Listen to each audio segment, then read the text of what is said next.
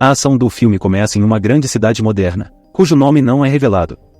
Um jovem taxista, de repente, para o carro no meio da rua após perder a visão inesperadamente.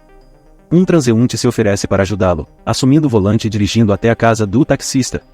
O motorista descreve sua condição como ver sombras flutuando em uma névoa, e o ajudante fica surpreso, comentando que a cegueira deveria ser total. Quando chegam à residência, o ajudante informa que chegaram ao destino, mas, assim que o taxista sai do carro, o ajudante acelera e foge, deixando o homem indefeso na rua. O taxista, pedindo ajuda aos transeuntes, é acompanhado até seu apartamento, onde sua esposa, preocupada, rapidamente encontra o número de um oftalmologista e leva-o para uma consulta. O médico examina o taxista, mas não encontra deficiências visuais. Ele recomenda a internação do jovem para um check-up completo.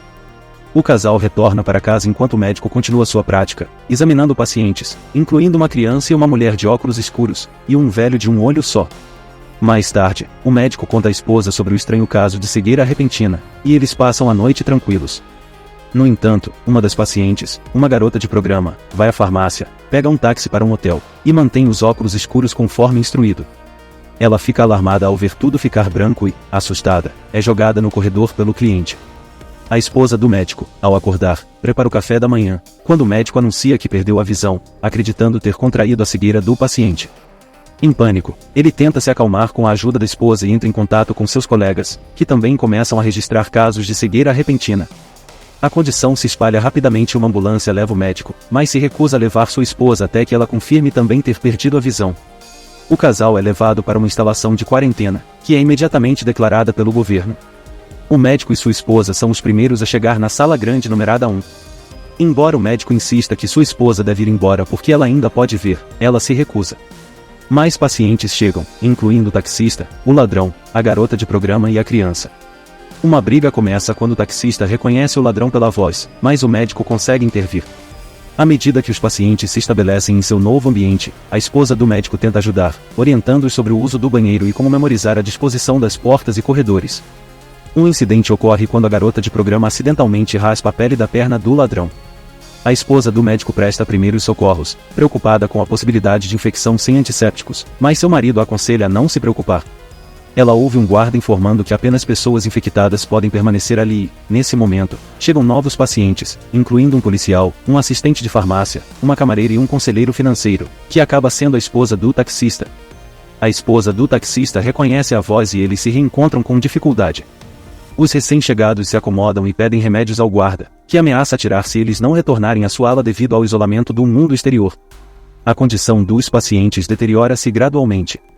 A garota de programa cuida da criança, enquanto a empregada se lembra da mulher de óculos que a infectou.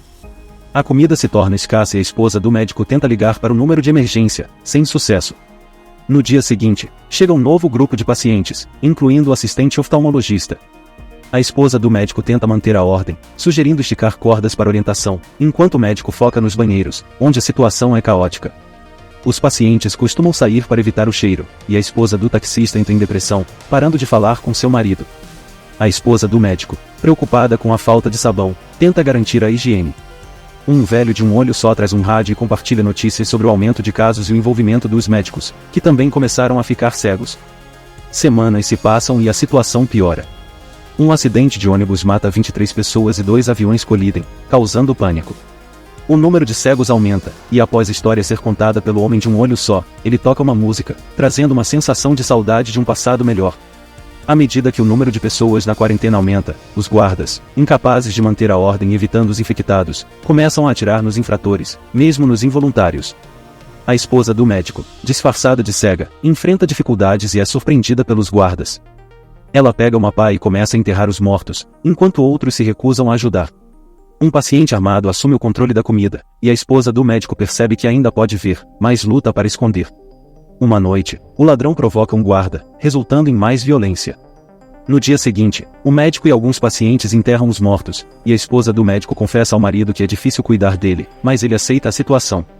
O rei dos pacientes estabelece novas regras, exigindo pagamento por comida e forçando mulheres a se submeterem a seus capangas. A esposa do médico, apesar da oposição, lidera um grupo de mulheres para conseguir comida, mas acaba se vingando do rei. As mulheres retornam, trazendo um dos mortos de volta. O rei anuncia mais mulheres para a noite seguinte. A esposa do médico, depois de uma luta, mata o rei. Ela promete que, para cada dia sem comida, um dos moradores da terceira ala morrerá. Ela conta tudo ao marido e eles se preparam para a guerra. Após várias discussões, 12 voluntários, liderados pela esposa do médico, partem para pegar alimentos. Um incêndio causado por uma vítima de estupro gera caos, e os capangas do rei atiram. A esposa do médico leva os sobreviventes para o pátio, e, ao abrir os portões, encontra uma cidade devastada. Em uma loja intacta, ela encontra comida e luta para proteger os suprimentos. Após um momento de tristeza, ela e o marido retornam à sua base, onde a esposa sugere mudar para uma nova casa, oferecendo um lugar seguro e confortável. A nova casa é bloqueada, mas eles se mudam, e todos se acomodam e ajudam uns aos outros. A esposa do médico organiza uma reunião para estabelecer regras, mas logo o taxista revela que a visão retornou.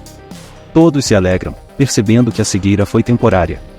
A conclusão do filme destaca como, apesar das diferenças, a humanidade e a solidariedade podem prevalecer mesmo nas piores condições.